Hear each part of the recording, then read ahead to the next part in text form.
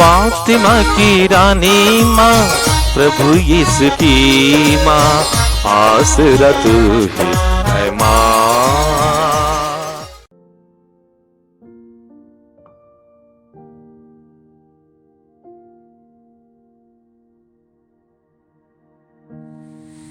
पहला पाठ नबी योनस का ग्रंथ, अध्याय 3, पद संख्याएं 1 से 5 और 10। प्रभु की वाणी योनस को दूसरी बार यह कहते हुए सुनाई पड़ी, उठो, महानगर निनवे जाकर वहां के लोगों को उपदेश दो, जैसा कि मैंने तुम्हें बताया है। इस पर योनस उठ खड़ा हुआ और प्रभु के आज्ञा अनुसार निनवे चला गया। निनवे एक बहुत बड़ा शहर था। उसे पार करने में 3 दिन लगते थे। योनस ने उसमें प्रवेश किया और 1 दिन की यात्रा पूरी करने के बाद वह इस प्रकार उपदेश देने लगा, 40 दिन के बाद निनवे का विनाश किया जाएगा। निनवे के लोगों ने ईश्वर की बात पर विश्वास किया। उन्होंने उपवास की घोषणा की और बड़ों से लेकर छोटों तक सबों ने टाट ओढ़ लिया। ईश्वर ने जब देखा कि वे क्या कर रहे हैं और किस प्रकार उन्होंने कुमार्ग छोड़ दिया है, तो वह द्रवित हो गया और उसने जिस विपत्ति की धमकी दी थी उसे उन पर नहीं आने दिया। यह प्रभु की वाणी है। ईश्वर को धन्यवाद। भजन अनुवाक्य। हे प्रभु, तू मुझे अपने मार्ग दिखा। हे प्रभु, तू मुझे अपने मार्ग दिखा। हे प्रभु, तू मुझे अपने मार्ग दिखा। तू मुझे अपने पथ बता। मुझे अपनी सच्चाई के मार्ग पर ले चल और मुझे शिक्षा देने की कृपा कर। अनुवाक्य। हे प्रभु, तू मुझे अपने मार्ग दिखा। हे प्रभु, तू मुझे अपने मार्ग दिखा। हे प्रभु, अपनी करुणा और दयालुता याद कर जो अनंत काल से बनी हुई है। हे प्रभु, तू दयालु और भला है। तू मेरी सुध लेने की कृपा कर। अनुवाक्य। हे प्रभु, तू मुझे अपने मार्ग दिखा। हे प्रभु, तू मुझे अपने मार्ग दिखा। प्रभु भला और न्यायी है। वह पापियों को मार्ग पर लाता है। वह दीनों को सन्मार्ग पर ले चलता और पददलितों को अपना मार्ग बताता है। अनुवाक्य। हे प्रभु, तू मुझे अपने मार्ग दिखा। हे प्रभु, तू मुझे अपने मार्ग दिखा। दूसरा पाठ कुरिन्थियों के नाम संत पौलुस का पहला पत्र, अध्याय 7, पद संख्याएं 29 से 31 तक। भाइयों, मैं आप लोगों से यह कहता हूँ, समय थोड़ा ही रह गया है। अब से जो विवाहित हैं, वे इस तरह रहें मानो विवाहित नहीं हो। जो रोते हैं मानो नहीं रोते हो। जो आनंद मनाते हैं मानो आनंद नहीं मनाते हो। जो खरीद लेते हैं मानो उनके पास कुछ नहीं हो।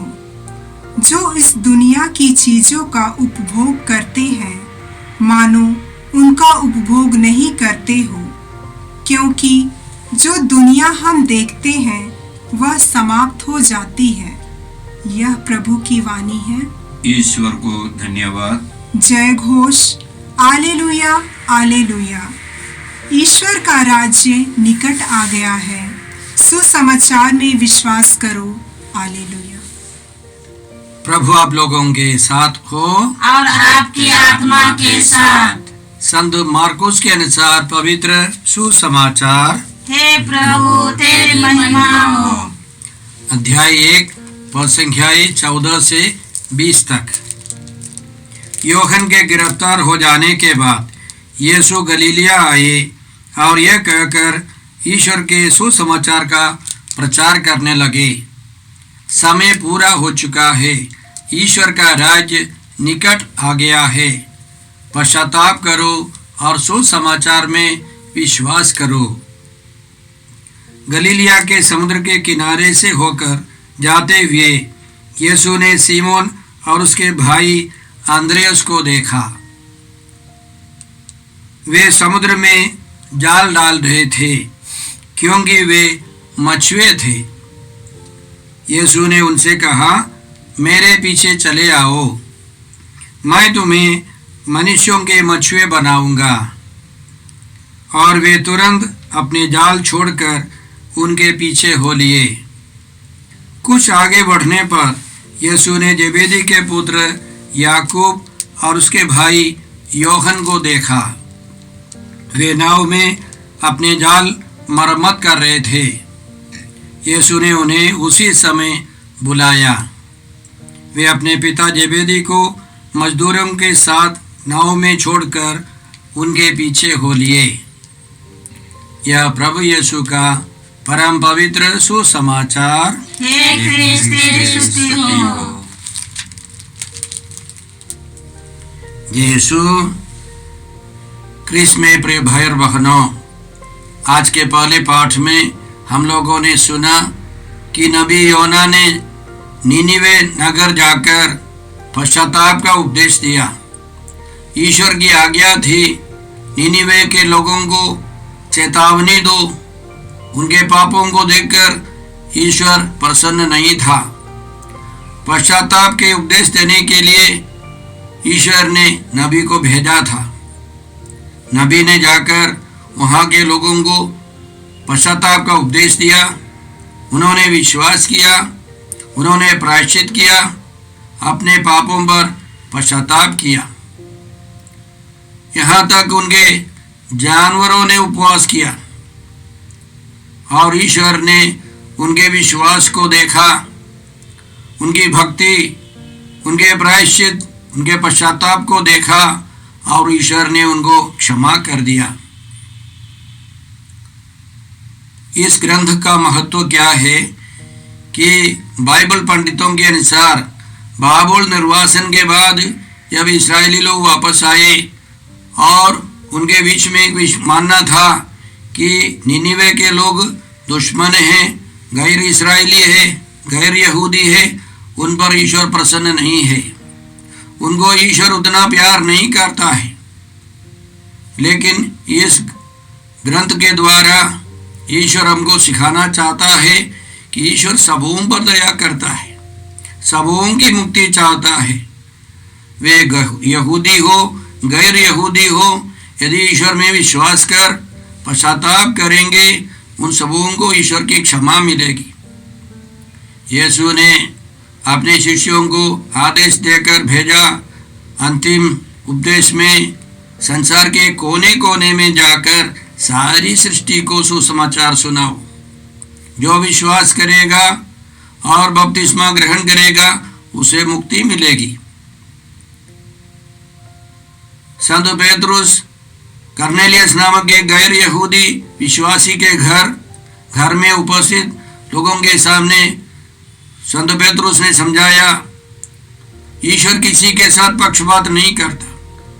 मनुष्य किसी भी राष्ट्र का क्यों न हो, यदि वह विश्वास कर ईमानदारी से धर्माचरण करेगा, वह ईश्वर का कृपा पात्र बन सकता है। तो यह मुक्ति सबों के लिए है। यदि यहूदी लोग विश्वास करते थे कि केवल ईश्वर केवल उनके लिए हैं, वो सच नहीं है। उसको दर्शाने के लिए ईश्वर ने यह ग्रंथ बाइबल में रखने के लिए अनुमति दी है। तो हमको समझना है, जो पश्चाताप करेगा, विश्वास करेगा, वह मुक्ति पाएगा। दूसरे पाठ में हम लोगों ने सुना, संत पौलुस कुरिन्थ के लोगों को समझाते हैं कि समय थोड़ा ही रह गया है। अब से जो विवाहित है मानो कि वे विवाहित नहीं है। जो आनंद मनाता है वह ऐसा जीवन बिताए कि वह आनंद नहीं मनाता हो। जो रोता है उसको ऐसा जीवन बिताना है कि वह रोता नहीं हो। और उनका कहना है कि यह दुनिया जो है वो समाप्त हो रही है। इसका मतलब क्या है कि परिवार में एक व्यक्ति शादीशुदा है, वो अपनी पत्नी के साथ पति के रूप में व्यवहार नहीं करना, ऐसा नहीं है। इसका मतलब हम लोग अन्य वचनों में भी पाते हैं। जैसे संत यूहन्ना अपने पत्र में लिखते हैं, जो इस संसार को प्यार करता है उसमें ईश्वर पिता ईश्वर का प्रेम नहीं है। जो इस दुनिया में रहकर ईश्वर को प्रथम स्थान नहीं देता है, वस्तुओं को व्यक्तियों को जो सबसे ज़्यादा महत्व देता है, उसमें ईश्वर का प्रेम नहीं है, वो जीवन का लक्ष्य नहीं है।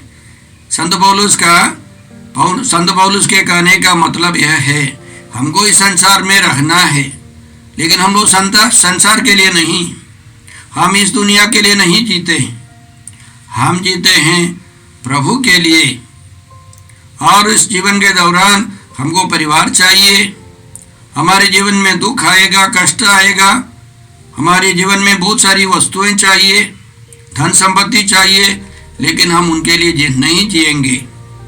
हमारा जीवन प्रभु के लिए और प्रभु हमारे लिए।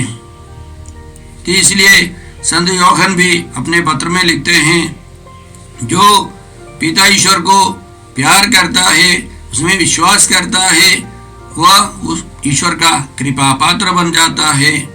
उसका जीवन अनश्वर होगा। हम लोग अनश्वर जीवन के लिए तैयारी करते हैं। आज के सुसमाचार में दो मुख्य विषय है। पहला है कि यीशु का प्रथम प्रवचन, गलीलिया में यीशु ने सबसे पहला प्रवचन दिया, और दूसरा है उसके बाद यीशु ने 4 मछुओं को बुलाया और उन्होंने यीशु का अनुसरण किया। तो पहले प्रवचन में यीशु ने कहा, समय पूरा हो चुका है, ईश्वर का राज्य निकट आ गया है, पश्चाताप करो और सुसमाचार में विश्वास करो। तो सुनने वाले यहूदी लोग सब समझते थे कि यह समय पूरा हो चुका है, वह एक भविष्यवाणी का पूर्तिकरण है, वह दानियल के ग्रंथ से है। अध्याय 2 में हम लोग इस प्रकार पढ़ते हैं, दानियल अध्याय 2 पद संख्याएं 44 से 46 तक।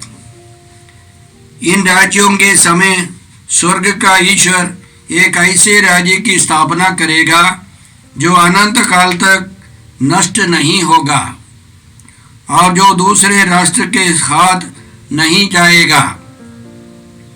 वह इन राज्यों को चूर चूर कर नष्ट कर देगा और सदा बना रहेगा। आपने देखा है कि अपने आप पर्वत पर से ये पत्थर गिर गया और उसने लोहा, पीतल, मिट्टी, चांदी और सोने को चूर चूर कर दिया है। महान ईश्वर ने राजा को सूचित किया कि भविष्य में क्या होने वाला है। यह स्वप्न सच्चा है और इसकी व्याख्या विश्वसनीय है। यह बाबुल निर्वासन की कहानी है। उस समय राजा ने एक सपन देखा। सपने में एक मूर्ति है, उसका सिर सोने का है और कंधा, छाती और हाथ चांदी का है। पेट और कमर जो है वो पीतल का है और जांघ है लोहे का, लेकिन पैर लोहे और मिट्टी से मिला हुआ। और उस पर एक पत्थर गिर गया, एक चट्टान गिर गई और वह मूर्ति चूर चूर हो गई। हवा में सब टुकड़े टुकड़े, सब भूसी के समान सब उड़ गए। राजा को मालूम नहीं था, तो दानियल ने इसका अर्थ समझाया। वो सोना जो है वो बाबुल का राजा है, वह राज्य समाप्त हो जाएगा। फिर एक राज्य आएगा और वह चांदी का है, थोड़ा कम शक्तिशाली, और उसके बाद एक तीसरा राज्य आएगा, देश आएगा, एक साम्राज्य आएगा, वह पीतल का है। और उसी तरह एक लोहे का देश आएगा। वास्तव में यह भविष्यवाणी पूरी होगी। बाबुल साम्राज्य के बाद 5वीं सदी में मीदो पर्शियन साम्राज्य आया और उसके बाद 4वीं सदी में यूनानी साम्राज्य, फिर यीशु के टाइम में रोमी शासक लोग आए, रोमी शासन, और उसकी समाप्ति में यीशु आई। तो जब समय पूरा हो चुका है, यह घोषणा हुई, तो सबों को मालूम था, जो विश्वासी जो प्रतीक्षा में थे कि 4 साम्राज्य खत्म हो गए और उसके बाद एक पत्थर जो है वह यीशु है, यीशु का साम्राज्य है, यीशु का राज्य है, यीशु के राज्य का उद्घाटन हो रहा है।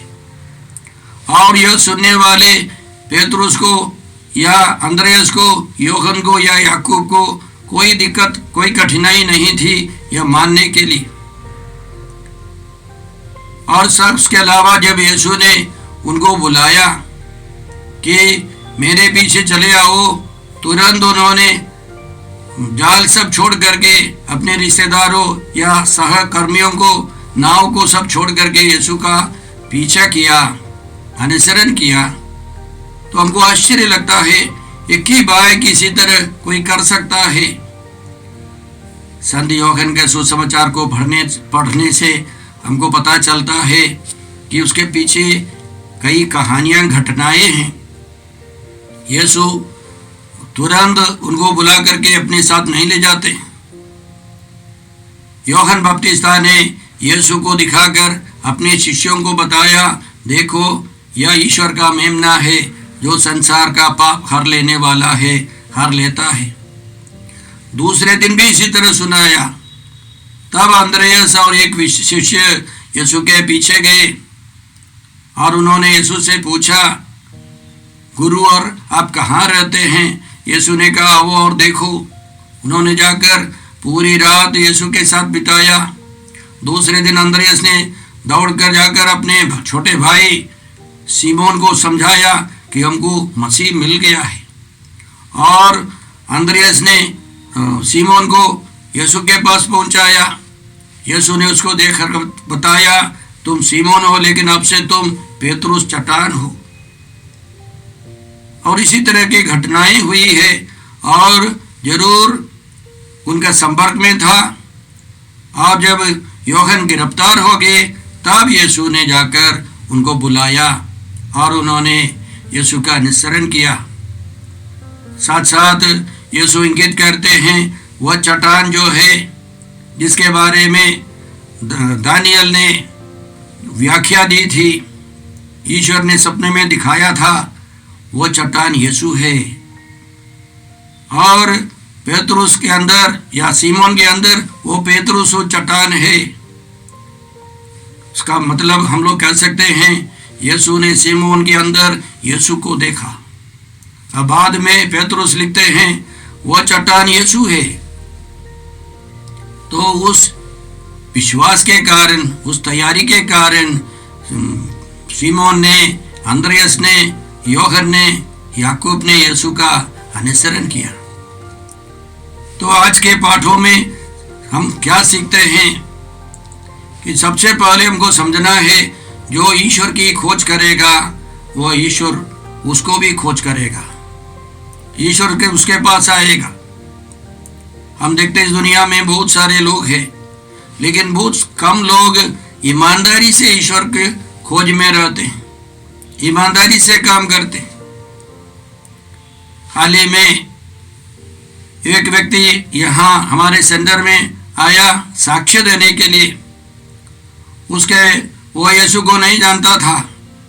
उसकी पत्नी हमारे सेंटर में आती थी, उसकी सास यीशु में विश्वास करती थी।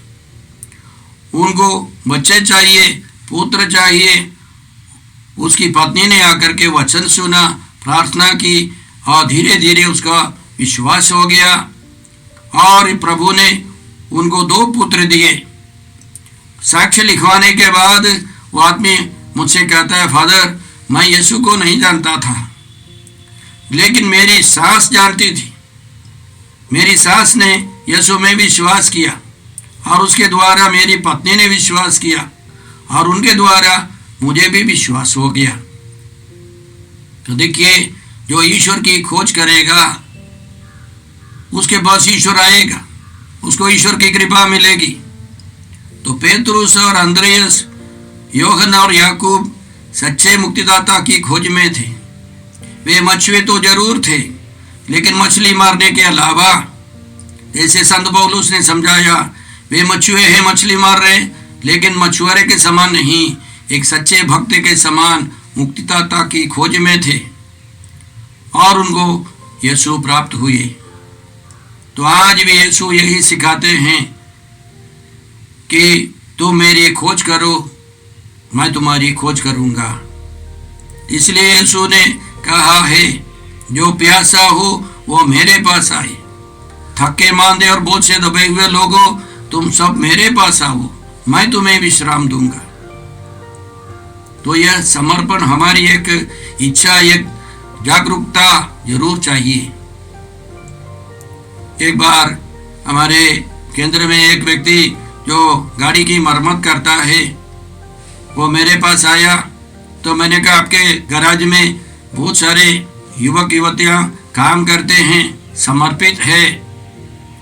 तो बोलते नहीं फादर, सबके सब नहीं है, 100 में 2 समर्पित है, सबके सब नहीं है। कुछ टाइट बोलने पर वो लोग चले जाते हैं। सबों में समर्पण की भावना नहीं है। जिनके अंदर समर्पण की भावना है उनको कृपा मिलेगी। वो बोल रहा है, जब मैं बचपन में सीख रहा था, मेरे गुरु मुझे पीटते नहीं थे, पीटने के पहले ही मैं सब खोल खाल करके रेडी रखता था। और उसी तरह के समर्पण बहुत कम लोगों में है। और जिनके जीवन में समर्पण है, इच्छा है, प्यास है, उनको ईश्वर की कृपा जरूर मिलेगी। यह आश्चर्य की बात है कि हम लोग देखते हैं, हमारे सेंटर से एक व्यक्ति जो रिटायर्ड है, वह 2500 वचनधारा पत्रिकाएं लेकर आसपास में सब बांटते हैं और 5000 रुपया हर महीना हमारे सेंटर में भेजता है। वो साधारण एक व्यक्ति है, रिटायर्ड एक व्यक्ति है, लेकिन उनके मन में, उनके दिल में एक प्यास है प्रभु के प्रचार के लिए, सुसमाचार सुनाने के लिए, और जरूर ईश्वर उनको आशीष से, कृपा से भर देगा। प्रभु यीशु उनको 100 गुनी आशीष देंगे।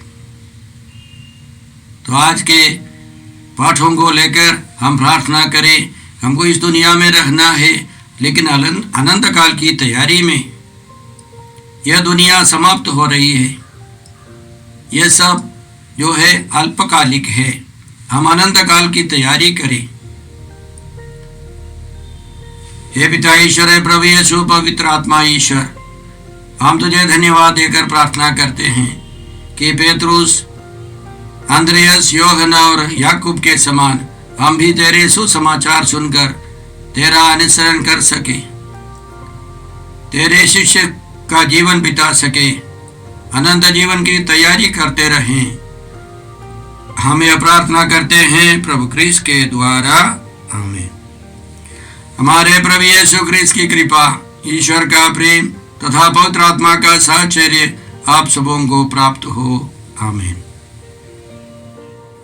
जय यीशु क्रिस्त में प्रिय भाई और बहनों, प्रभु यीशु ने हमें आदेश दिया है संसार के कोने कोने में जाकर सारी सृष्टि को सुसमाचार सुनाओ। सुसमाचार सुनने के लिए और सुनाने के लिए एक अच्छा मौका है। आप कृपया इस चैनल का सब्सक्राइब करें, लाइक करें, शेयर करें, बेल आइकन दबाएं, ताकि यहाँ की नई वीडियोस की सूचना आपको मिलती रहेगी। साथ साथ आप दूसरों को भी प्रेरणा दें इसका सब्सक्राइब करने के लिए। याद रखें, कल के मिसा के दैनिक पाठ और उस पर टिप्पणियाँ आज ही दोपहर के बाद हम लोग अपलोड करते हैं। कृपया आज ही उसको सुनकर कल की तैयारी करें। प्रभु यीशु आपको और आपके परिवार को 100 गुनी आशीष देंगे। जय यीशु।